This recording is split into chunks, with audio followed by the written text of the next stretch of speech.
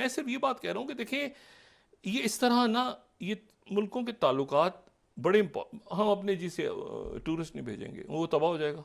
Tata group ने announce किया है कि वो लक्षद्वीप में इन्वेस्टमेंट करने जा रहे हैं 1,000 करोड़ की। India to build new airport at Minicoy Islands in Lakshadweep. Will be deploying fighters there too. So India now moving ahead with plans to develop a new airport at the Minicoy Islands in Lakshadweep. अगर Tata group और अंबानी चाहे ना तो उस जजीरे को खरीद लें।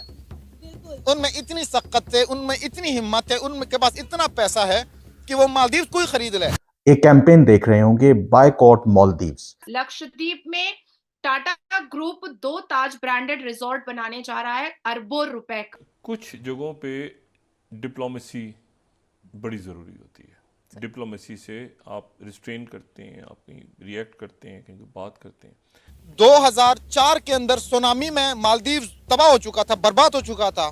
सबसे पहले कौन पहुंचा? इंडिया पहुंच गया। जो बायकॉट मालदीव की कैंपेन है, ये समझा जाता है कि उससे जो मालदीव की जो मईशत है, जो टूरिज्म इंडस्ट्री है, उसको खासा नुकसान पहुंच सकता है। उसका रिएक्शन ही हुआ कि जी फ्लाइट्स कैंसिल कर दो। पाकिस्तान भी परेशान हो गया और मालदीव्स की तो हालत ऐसी हो गई है कि अब उसको समझ में नहीं आ रहा है कि नंगा खाएगा क्या और निचोड़ेगा क्या। वो एक तस्वीर मालदीव के लिए भारी पड़ गई है, जिसकी वजह से वो इतने डर गए, जिसने मालदीव की जीडीपी और इसके साथ साथ उनकी पूरी इकोनॉमी को बहुत बड़ा धक्का दे दिया। जो उनकी 1/3 यानी कि 28% जो उनकी इकोनॉमी में कंट्रीब्यूशन है, वो टूरिज्म की वजह से है। और उसमें भारत जो है वो one of the top countries जो कंट्रीब्यूट करता है मालदीव की जो टूरिज्म इंडस्ट्री है। यानी कि 2023 में भी अगर आप देखेंगे 2 लाख से जायद जो भारतीय शहरी हैं, उन्होंने सेहत की गर्ज से मालदीव का जो है वो विजिट किया। तो इस एतबार से जो बायकॉट मालदीव की कैंपेन है, ये समझा जाता है कि उससे जो मालदीव की जो मईशत है, जो टूरिज्म इंडस्ट्री है, उसको खासा नुकसान पहुंच सकता है। इस वक्त जहां कहीं नजर डालें सोशल मीडिया पर एक ही खबर, एक ही ट्रेंड गर्दिश कर रहा है, India versus Maldives, Lakshadweep versus Maldives. Maldives को और लक्षद्वीप को लेकर बहुत सारी खबरें जो हैं वो सामने आ रही। समझ नहीं आ रहा कि किस खबर को कवर करें और किस खबर को छोड़ दें, कौन सी खबर जरूरी है और कौन सी खबर गैर जरूरी है। लेकिन अब लक्षद्वीप को लेकर एक बहुत बड़ी खबर सामने आई है। टाटा ग्रुप ने अनाउंस किया है कि वो लक्षद्वीप में इन्वेस्टमेंट करने जा रहे हैं 1,000 करोड़ की। इसी पर बात करने के लिए हमारे साथ मौजूद हैं senior journalist sir Shahid Ali Naeem. इनसे बात करते हैं कि इस सारे मामले पर इनका क्या रद्द अमल है, इनकी क्या राय है। अस्सलाम वालेकुम। वालेकुम अस्सलाम। सर, सबसे पहले बहुत शुक्रिया कि आपने अपना कीमती वक्त निकाला हमारे इस प्रोग्राम में अपनी कीमती राय का इजहार करने के लिए। सर, ये जो इस वक्त जंग छिड़ी हुई है मालदीव्स वर्सेस इंडिया, क्या कहेंगे आप इस जंग को लेकर? क्या मालदीव्स इस कंडीशन में है कि इंडिया के साथ इस जंग को जो है वो बर्दाश्त कर सके? बहुत शुक्रिया, आपने हमें मदऊ किया इस प्रोग्राम में। देखिए जी, मालदीव की बात करें तो मालदीव कोई बहुत बड़ा मुल्क नहीं है। ये तो एक जजीरा है, चारों तरफ पानी, बीच में छोटा सा एरिया है। लेकिन वहाँ के सदर जो 1 साल पहले हुए इलेक्शन में जीते थे, मुइज़ून का नाम है, मोहम्मद मुइज़ून का नाम है। जीतने के बाद लोगों में अपना नाम तो रोशन कर गए, लेकिन हकीकत इसके बरक्स है। अब इसको समझने के लिए माजी में जाना पड़ेगा। 1988 के अंदर कू हुआ तो सबसे पहले हेल्प के लिए मालदीव कौन पहुंचा? इंडिया पहुंचा। इसी तरह 2004 के अंदर सुनामी में मालदीव तबाह हो चुका था, बर्बाद हो चुका था। सबसे पहले कौन पहुंचा? इंडिया पहुंच गया।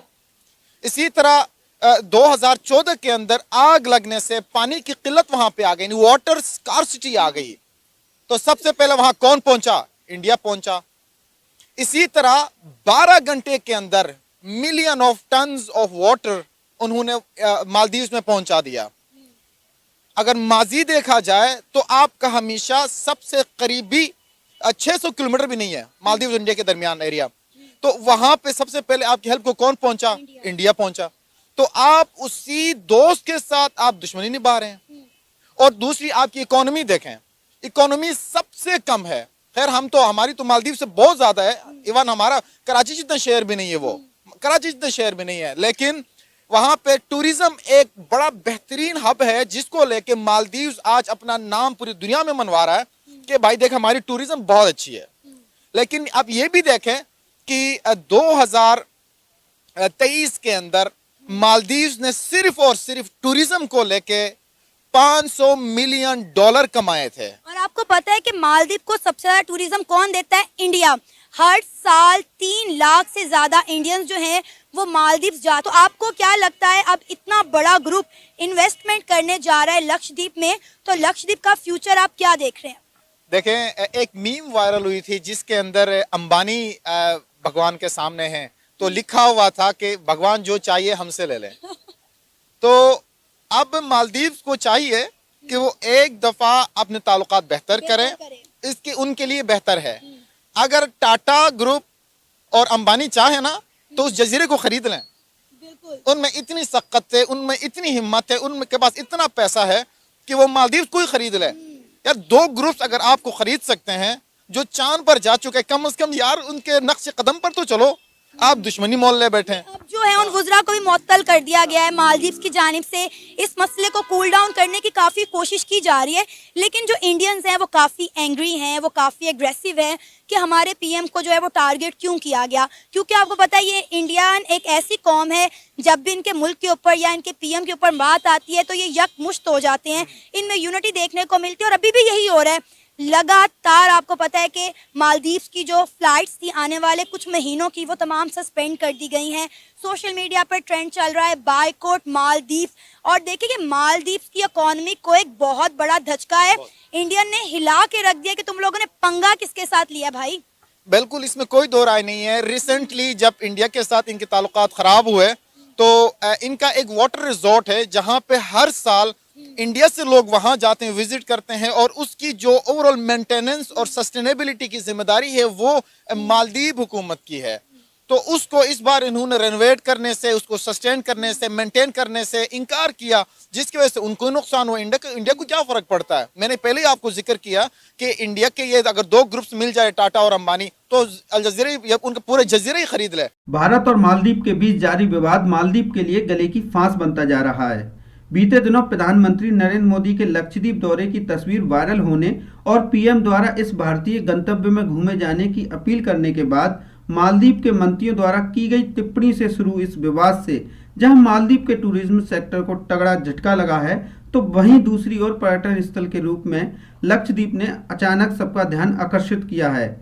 अब बड़ी बड़ी कंपनियों ने लक्षद्वीप के कायाकल्प की तैयारी भी कर ली है और इसमें सबसे आगे देश का सबसे पुराना कारोबारी घराना टाटा ग्रुप नजर आ रहा है, जिसने इस टूरिस्ट डेस्टिनेशन के लिए प्लान 2026 तैयार किया है। अब सोच रहे होंगे कि आखिर ये प्लान 2026 क्या है, तो बता दें टाटा ग्रुप के 2 लग्जरी रिसोर्ट साल 2026 में लक्षद्वीप में फेमस सुहेली और कदमत द्वीपों पर खुलने वाले हैं। बीते साल जनवरी 2023 में टाटा ग्रुप की सहायक company Indian hotels company ISCL ने लक्षद्वीप में 2 ताजा ब्रांडेड रिसोर्ट की घोषणा भी की थी।